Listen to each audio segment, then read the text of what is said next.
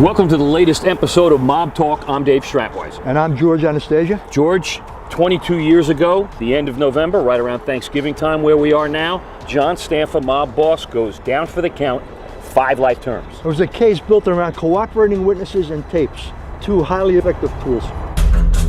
All right, George, the end of November 1995, mob boss John Stanfa gets convicted along with 7 others, basically because of cooperators and tapes. Right, they had tapes, if you remember, in Sal Lavina's law office in Camden, New Jersey, for about 2 years. And they had all manner of murder and mayhem being discussed, picking that stuff up on tape. Then they had Phil Coletti, a hitman, John Vizzi, a hitman, and Rosario Bellocchio, who ironically had been dating Stanfa's daughter at one point. All of those guys were cooperating witnesses. It was an avalanche coming down the hill. There was no way Stanfa and those guys were going to get out from underneath that. In fact, I think one of the lawyers called it an avalanche of evidence. Yeah, I mean, that's what it was. And I remember they opened the trial with that one tape where Stanfa's talking to Sergio Battaglia, about cutting out Gaten Nucciabella's tongue, putting it in an envelope, sent it to his wife. I mean, that's the way it started, and it went downhill from there. There's no way you can cross-examine a tape.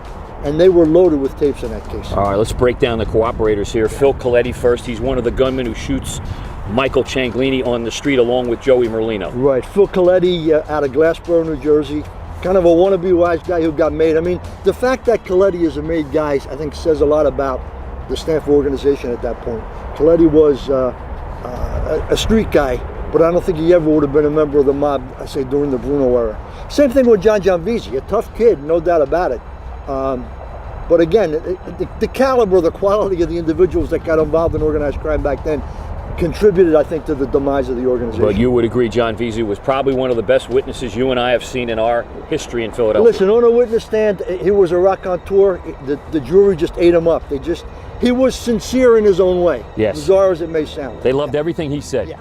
And they ate it up. Yeah. They couldn't get enough. He could have stayed on a stand 2 more days. They would have loved that. It was a show. And then when you've got that backed up with tapes, and you've got hard evidence, you've got recovered weapons, that kind of stuff. That case was, I think, the epitome of how a case is supposed to come in. George, let's fast forward to 2017. All kinds of discussions for the recent group of guys on the street about whether another case is coming, whether there's going to be cooperators, tapes. Not so much about tapes, but more about cooperators they seem to be worried about. Yeah, I mean, I think if there's another case coming, I don't know of any tapes that are going on right now, and so you got to depend on cooperating witnesses. And the question is, they're trying to revisit murders that occurred 5, 10, 15 years ago.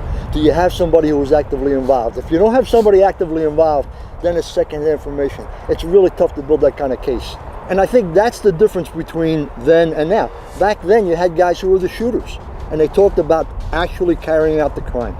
This time, I don't know that they have that yet. I think they'd like to get that, but as best as we can determine, they're not there. All right. One of the thorns in their side, even though he didn't get used a bit, was Roger Vella, who testified in one case in the Criminal Justice Center. Did pretty well. That was the Trent Picard case, the drug dealer who was convicted. Went away for 30 years based on his testimony and other evidence. Yeah, other evidence that kind of backed up and supported the case against Trent Picard. The problem with Roger is Roger's told so many different stories. There's even a 302, an FBI memo of a debriefing where Roger claimed he was a made guy. Then he came back and said, no, I was just kidding. Or it's that kind of stuff. He gets on the witness stand, his credibility is going to be seriously challenged. And if you don't have anything else to back him up, you're going to have a problem.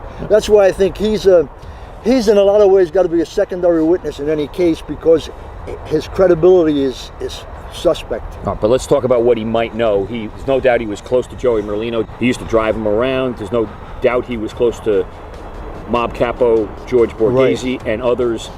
They seem to be worried about him, but not worried about him. They make fun of him, but they seem to be worried about maybe what he knows about. Yeah, I mean, I think Roger knows some stuff, and the problem is, and they would say, Roger was just a gopher. Roger was a guy, basically, in essence, they took advantage of him and used him.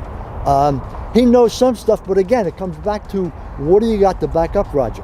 And I think that's one thing. The other thing is, how's he going to hold up on the stand when those guys are sitting at the table? Yeah. I mean, it was one thing for Trent Picard to be there, but he had a close relationship with these guys. In a way, he kind of idolized those guys. Is he going to have the ability to sit on a witness stand and not react to their presence? That's a whole nother dynamic that goes on. And apparently he has some recent baggage. He's had some problems in the witness protection program. That's going to come up too. Exactly. I mean, I don't think Roger is a strong witness given all the other baggage he brings to the table. So unless they can come up with something else, I don't see them bringing that. That's the Ralphie Mazuka murder. I don't know where they can go with that.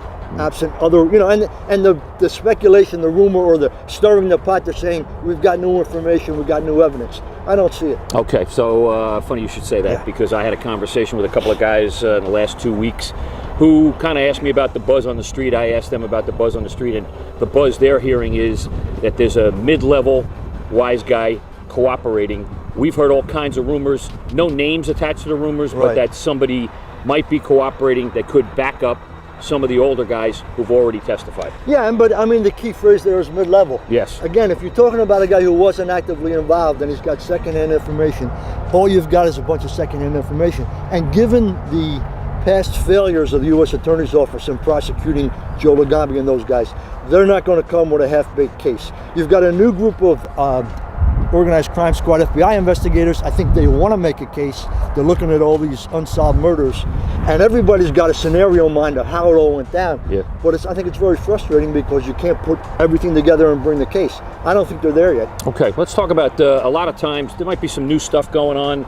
Doesn't appear to be anything illegal that we've been told about lately, but it's always that thing you and I talk about that in your mind you know what you did, and those things kind of haunt guys.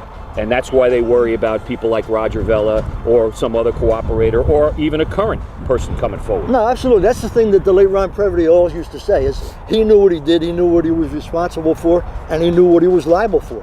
These guys know what they did. I mean, and we've said this before, I mean, part of the thing that's driving the FBI and the U.S. Attorney's offices, they literally believe that some of these guys have gotten away with murder, and they want to bring the cases.